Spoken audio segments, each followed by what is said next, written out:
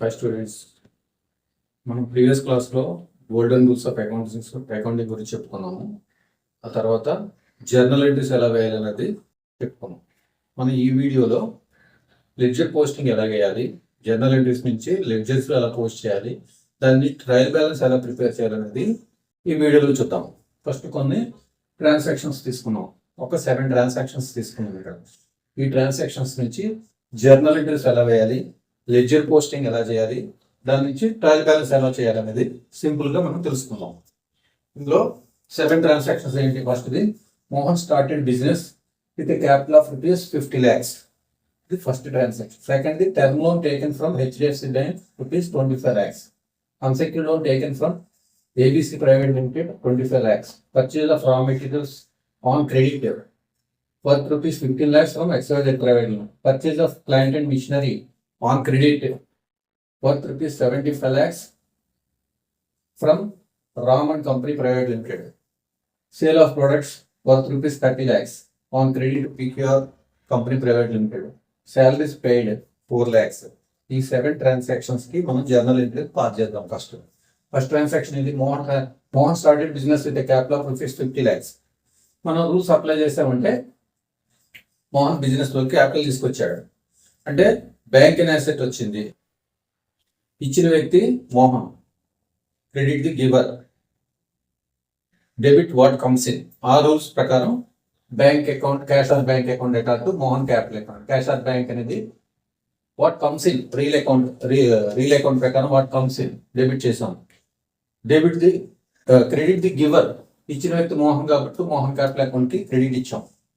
అంటే cash or bank account at R to Mohan capital account 50 lakhs. First transaction complete అయింది. Second transaction, term loan taken from HDFC Bank worth ₹25 lakhs. HDFC bank నుంచి మనం term loan తెచ్చుకున్నాం. Term loan తెచ్చుకున్నామంటే ఇక్కడ కూడా same bank లోకి వస్తుంది. ఇచ్చిన వాళ్ళు ఎవరో HDFC బ్యాంక్. అంటే debit what comes in, cash or bank account at R 25 lakhs to HDFC bank term loan account 25 lakhs. HDFC bank term loan credit ఇస్తాం, ఎందుకంటే HDFC bank is the giver కాబట్టి credit చేసాం. Third transaction ఏంటి? Unsecured loan taken from ABC private limited 25 lakhs. ఇది కూడా అంతే. Term loan ఎంతో, unsecured loan అంతే. అన్సెక్యూర్డ్ లోన్ అంటే మన బ్యాంక్ లోకి అమౌంట్ వస్తుంది. ఎవరు ఇచ్చారు? ABC private limited. అలాగే third transaction, cash or bank account at R 25 lakhs to ABC private limited unsecured loan 25 lakhs. అంటే క్యాష్, సంస్థలో క్యాష్ వచ్చింది, cash or bank, what comes in credit the giver. ABC private limited ఇచ్చాడు కాబట్టి credit the giver 25 lakhs. Rules అన్ని ప్రతి journal ఎంట్రీకి rules apply అవుతాయి. As per golden rules ప్రకారం ఈ జర్నల్ ఎంట్రీస్ అన్నీ ఉంటాయి అన్నమాట. మీరు అర్థం చేసుకోవాలి ఎక్కడ ఏ రూల్ అప్లై అయింది జర్నల్ ఎంట్రీకి. మీరు ట్రాన్సాక్షన్ అర్థం చేసుకుంటే జర్నల్ ఎంట్రీ ఆ రూల్స్ ని అప్లై చేసి ఈజీగా మీరు రాయగలుగుతారు అన్నమాట. Next fourth one, purchase of raw materials on credit ₹15 lakhs from XYZ private limited. రా మెటీరియల్స్ కొన్నాం XYZ ప్రైవేట్ లిమిటెడ్ నుంచి. పర్చేజ్ ఆఫ్ రా మెటీరియల్ అనేది మనం ఎలా అర్థం చేసుకోవాలి? Purchase of raw materials from XYZ private limited on credit ₹15 lakhs. అంటే ఈ ట్రాన్సాక్షన్ మనం ఎలా అర్థం చేసుకోవాలి? ఆన్ క్రెడిట్ అన్నారు కదా, ఆన్ క్రెడిట్. పర్చేజెస్ అంటే ఏంటి? ఎక్స్పెండిచర్. ఇక్కడ ఎక్స్పెండిచర్ నామినల్ అకౌంట్ ప్రకారం ఎక్స్పెండిచర్ ఏం చేయాలి? డెబిట్ చేయాలి. ఇక్కడ from XYZ private limited. XYZ private limited అంటే ఈజ్ ది గివర్. ఎవరి నుంచి కొన్నాం మనం? 15 lakhs XYZ ప్రైవేట్ నుంచి కొన్నాం. సప్లయర్ అనమాట. సప్లయర్ ఆర్ వెండార్ ఆర్ మనకి ఇచ్చిన వ్యక్తి. Debit, credit the giver. Fourth transaction, purchase of raw materials account at R 15 lakhs to XYZ private limited 15 lakhs. Credit మీద కొన్నాడు కాబట్టి XYZ ప్రైవేట్ లిమిటెడ్ ని క్రెడిట్ చేసాం. ఇది ఇచ్చిన వ్యక్తి కాబట్టి పర్సనల్ అకౌంట్, ఇది నామినల్ అకౌంట్. పై 3 ట్రాన్సాక్షన్ లో ఫస్ట్ ఇది real account, personal account, real account, personal account, real account, personal account. ఇక్కడ nominal account, personal account. Next fifth one, purchase of plant and machinery on credit ₹75 lakhs from Raman company private limited. Purchase of plant and machinery on credit 75 lakhs కి plant and machinery కొన్నాం credit మీద. ఎవరి దగ్గర నుంచి? Raman company private limited నుంచి. అంటే plant and machinery అనేది ఏంటన్నమాట? మనం ట్రాన్సాక్షన్ అర్థం చేసుకోవాలి.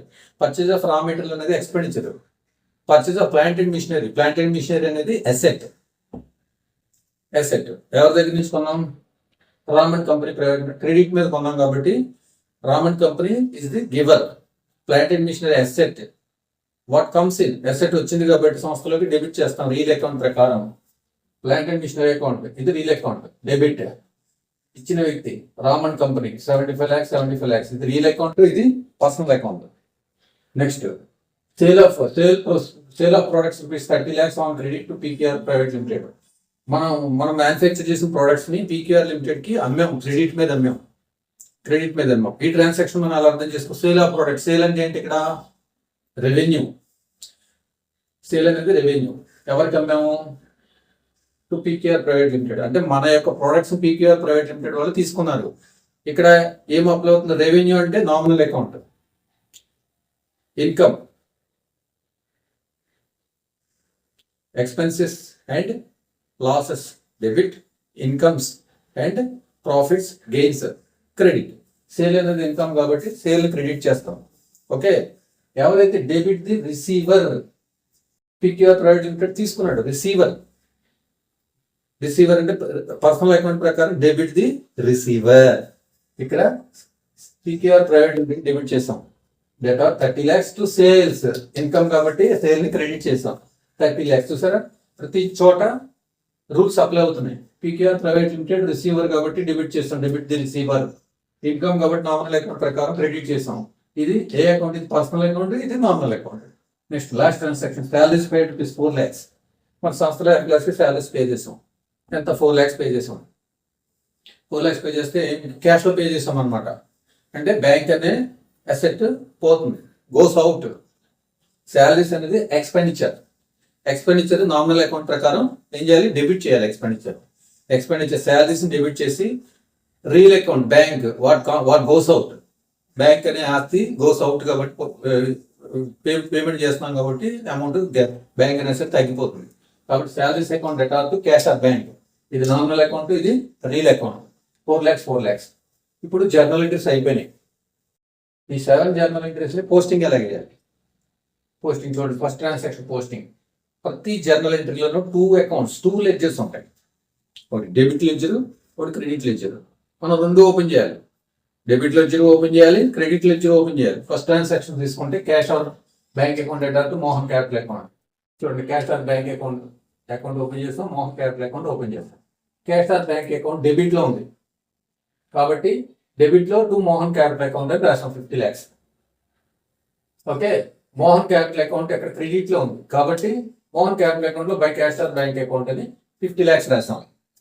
ఇది డెబిట్ లో ఉంది కాబట్టి డెబిట్ చేసాం మోహన్ క్యాపిటల్ అకౌంట్ అని. ఇది క్రెడిట్ లో ఉంది కాబట్టి క్యాష్ ఆర్ బ్యాంక్ అని క్రెడిట్ చేసాం. అది ఫండమెంటల్స్ అన్నమాట ఇవన్నీ. ఒక అకౌంట్ డెబిట్ లో ఉంటే ఆ లెడ్జర్ లో debit side to Mohan capital అని రాయాలి. మోహన్ క్యాపిటల్ తీసుకొచ్చాడు ఎంత? 50 lakhs. ఈ లెడ్జర్ క్రెడిట్ లో ఉంది కాబట్టి క్రెడిట్ సైడ్ రాయాలి by cash or bank 50 lakhs. అలాగే next second transaction cash or bank account data to HDFC bank term loan account. Cash or bank debit లో ఉంది, debit side HDFC term loan account ఎంత? 25 lakhs రాసాం. అలాగే HDFC bank account open చేసాం by cash or bank 25 lakhs రాసాం.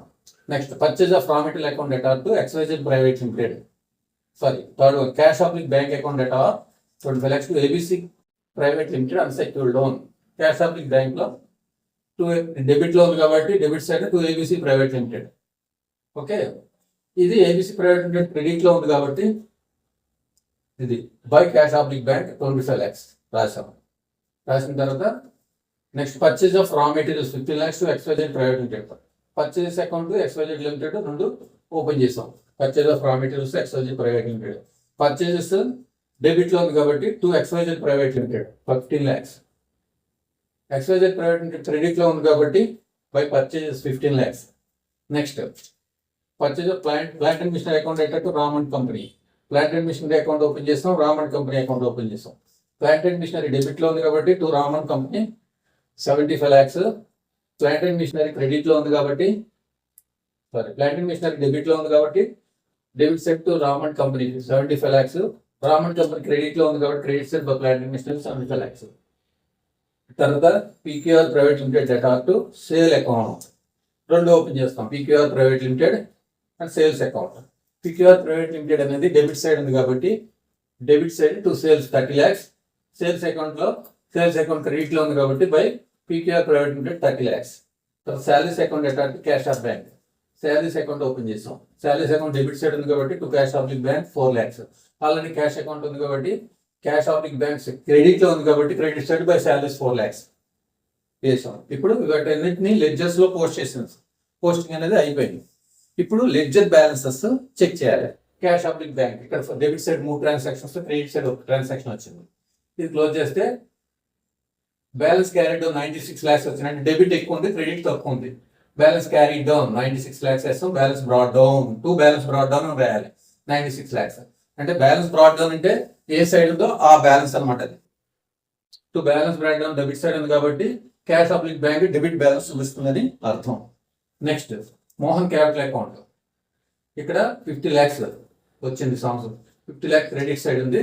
ఇక్కడ debit side balance carry down చేసి by balance brought down అంటే ఇది క్రెడిట్ బ్యాలెన్స్ చూపిస్తుంది. అంటే క్యాపిటల్ అకౌంట్ క్రెడిట్ బ్యాలెన్స్ చూపిస్తుంది అనమాట. Next HDFC bank term loan account ఇది cash of bank credit side ఉంది కాబట్టి debit side to balance carry down by balance brought down. Balance brought down అని క్రెడిట్ సైడ్ ఉంది కాబట్టి ఇది క్రెడిట్ బ్యాలెన్స్ చూపిస్తుంది. అలాగే ABC private limited unsecured loan account by cash of bank credit side ఉంది. Debit side to balance carry down, credit side by balance brought down అంటే credit balance చూపిస్తుంది. అలాగే ఈ అకౌంట్లన్నింటినీ క్లోజ్ చేసుకుంటూ వస్తాం అనమాట. ఒక్కొక్క ట్రాన్సాక్షన్ ఉంది కాబట్టి purchase of raw materials debit side ఉంది. Credit side balance carry down, debit side to balance brought down.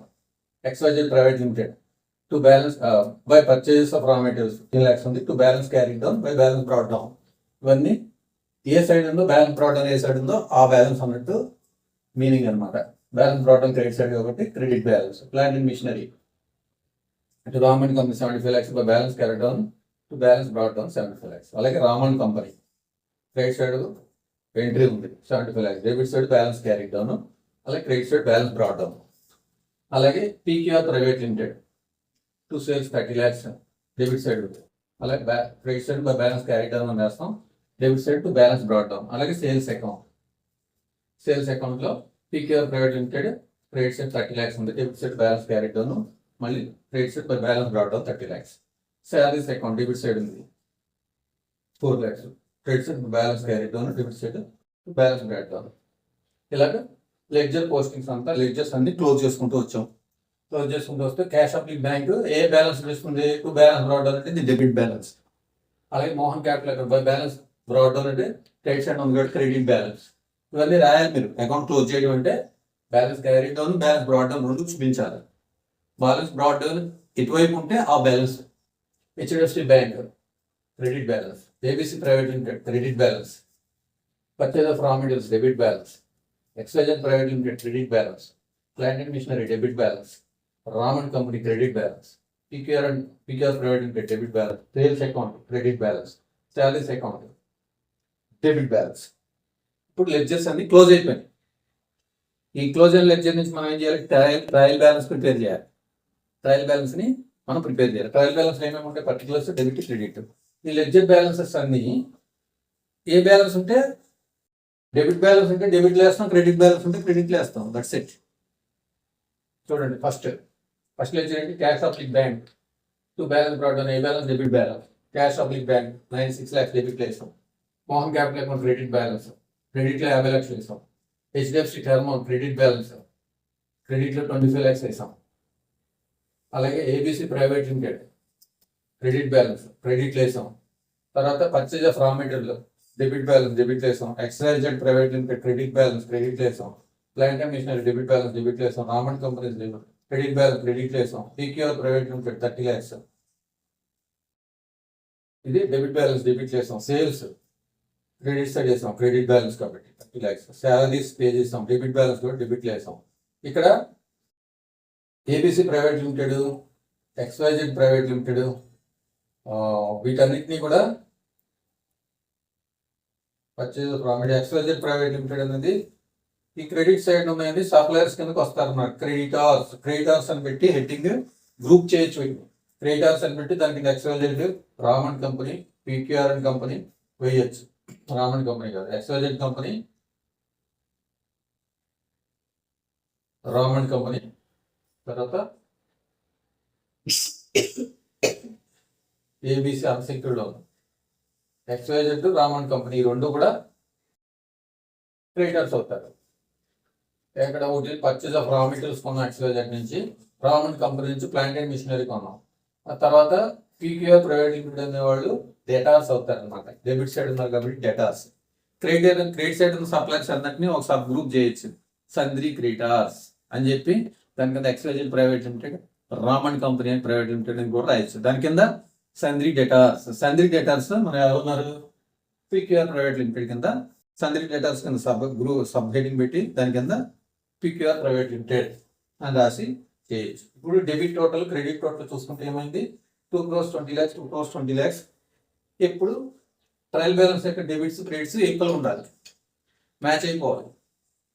Match అవ్వకపోవడం అనే సమస్య ఉండదు, ఎందుకంటే ఒక జనరల్ ఎంట్రీలో 2 అకౌంట్లు ఉంటాయి, ఒక డెబిట్ సైడ్ వస్తుంది, ఒక క్రెడిట్ సైడ్ వస్తుంది, సేమ్ అమౌంట్.